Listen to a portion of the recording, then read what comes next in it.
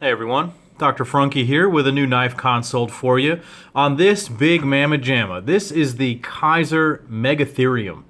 This is an interesting design collaboration with Elijah Ischium of Ischium Blade Works. He's a custom designer. There's his logo right there, the Ischium Blade Works logo. This is an interesting knife because it comes as part of a wave of knives from Elijah Ischium. Now he's releasing knives with a few different manufacturers right now. I know We Knives has a couple of his knives, the Zeta, which I actually had on my channel, and the Eschaton, which is coming out. He's releasing a knife through Browse Blades called the Echelon, that is not to be confused with the Eschaton, even though they look a lot alike. And then he's got a knife he's actually doing with my buddy Fanatic Edge, and it's going to be an interesting knife right here. Now this one is a little bit special in the sense that we've got a custom clip here done by my buddy Adam Purvis at A Purvis Blades. He also did the Timascus clip on my 0055. Fanatic did the anodizing there. So this is a bit of an interesting knife in the sense that it comes as part of all of those other knives, but this is the biggest and beastliest, I think, of all of those designs. The rest of them are a little bit thinner, and we'll get into that. So why don't we go ahead and break this knife down anatomically so we understand what we're looking at here. Up front, we've got about a 3.6-inch blade in terms of cutting length. Of S35 VN steel. Now let me see, I think they usually write it, yep, there it is right there, S35 VN, and there's the serial number. That is a big honkin' blade. That blade is just extremely tall, and that's what sort of makes this knife unique. While a lot of other knives have sort of narrow blades, sort of your standard blade right here. Here's a Southern Grind Penguin right here, sort of a standard shape blade. This one has a bit of a blade, and I'm going to harken back to Tashi Barusha design right here. I actually have a Tashi nearby. Let's see if I can pull this out for a comparison so you kind of understand what I'm talking about. Here's a Tashi Alien right here. So Tashi's design has that sort of blade that dips down below where your fingers are, and it's actually extremely functional. And I like it because it allows that blade to sit below your fingers. It sits even below the flipper tab at some points, and it makes it easy to take a full slice all the way down to your cutting board. And I like that a lot about that blade shape. It's a high flat grind with this nice long swedge. This is a big, so you could call it a sheep's foot. You could call it a modified Warncliffe, maybe a sheep foot blade shape.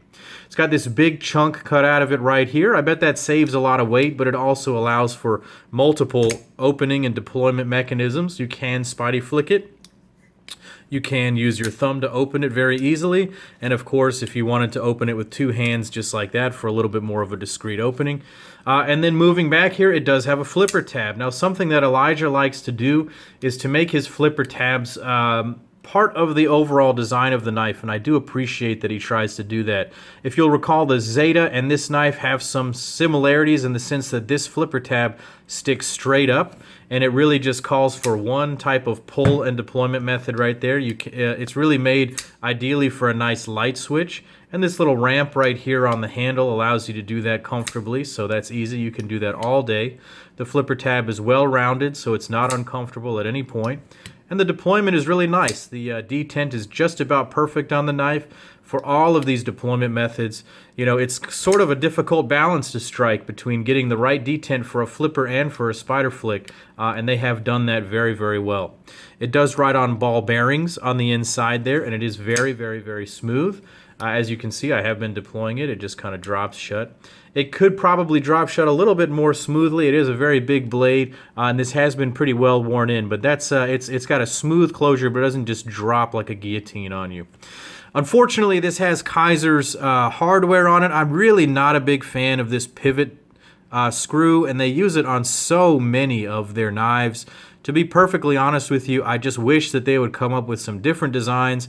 This is getting really long in the tooth, and I just want to see some new stuff. They've got some different pivots out there, but they use this on like 95% of their knives, and that's just a little bit annoying to me.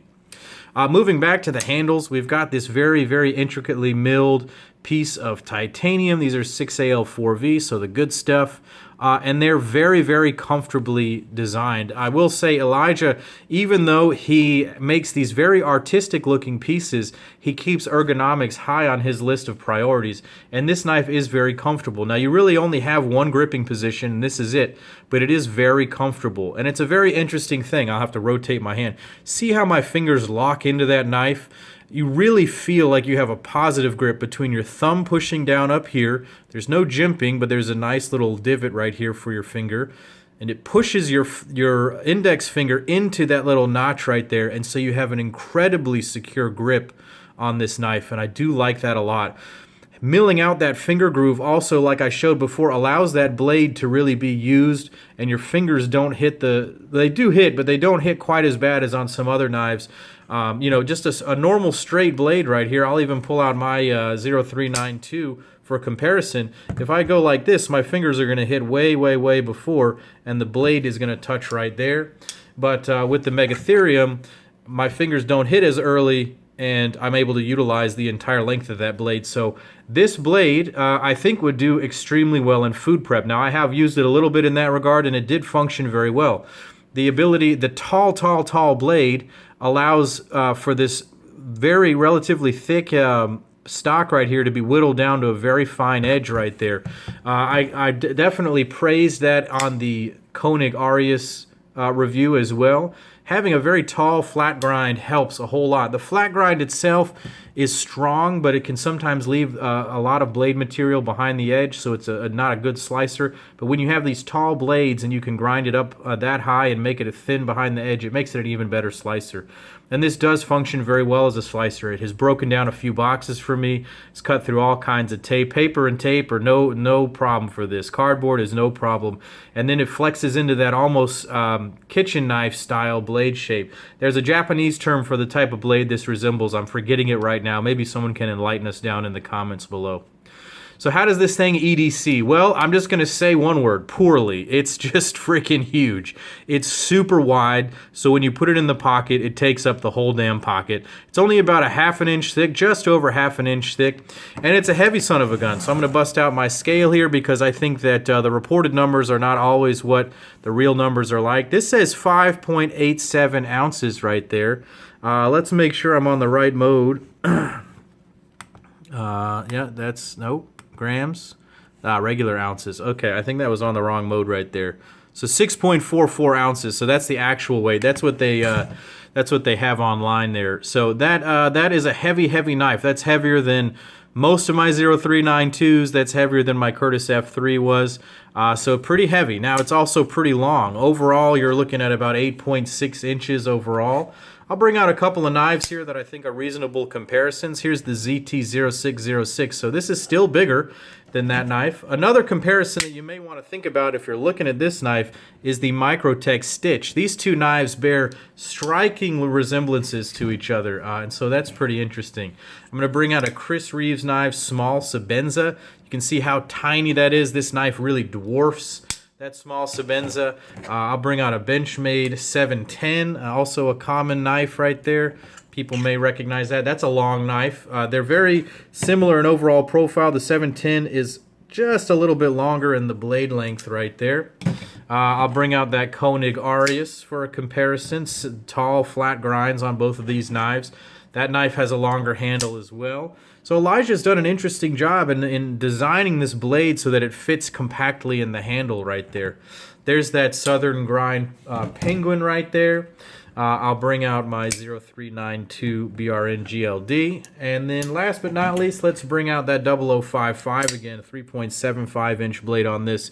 Bigger knife overall in the blade. Also fits compactly into the handle right there. So what are my final thoughts on this knife? Well, it is an interesting design. What I think this is really a technical showpiece for Kizer, more so than it really is an everyday carry blade. I honestly cannot recommend this knife as an everyday carry. If you have an extensive collection and you're looking to put something into your collection that doesn't cost a whole lot, this one comes in at $233. This is really more of an art piece, of a fun knife, of something you maybe just have around the house, and maybe you carry it when you have pants that have 47 pockets. So I can't really recommend this knife to everybody. Again, this clip is beautiful in Black Damascus by Adam Purvis. So thanks for watching, guys. Go ahead and click like and subscribe to my channel. Go over to Instagram and follow me at Dr. Frunky. And as always, take care.